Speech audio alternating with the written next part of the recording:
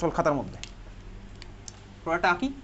আচ্ছা ভাই এগুলো স্ট্রাটিফিকেশনই চলছে, সব কটা স্ট্রাটিফিকেশন চলছে কিন্তু, তাহলে আমার বাইরে থেকে একটা এইচ প্লাস দিতে হবে, ক্যাটালিস্টের কাজ করবে, ঠিক আছে? তাহলে এর উপরে এইচ প্লাস দে। এবার প্রোডাক্ট তুই আঁকছিস, ঠান্ডা মাথায় আঁকবি, কোনো তাড়াহুড়ো নেই।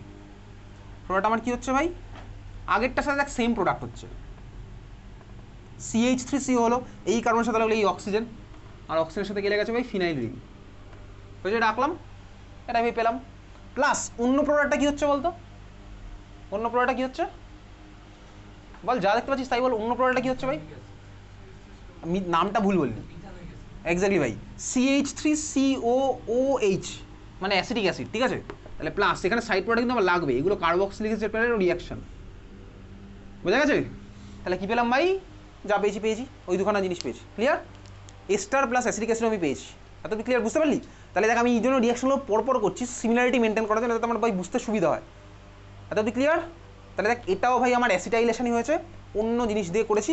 আর এটাকে অ্যাসিডিক অ্যানহাইড্রাইড কেন বলছিলাম, তার কারণ হচ্ছে দেখ আমার এখানে কি আছে বলতো, acetic anhydride in presence of acid, ওই জন্য বলছিলাম হচ্ছে অ্যাসিডিক অ্যানহাইড্রাইড, বুঝলি?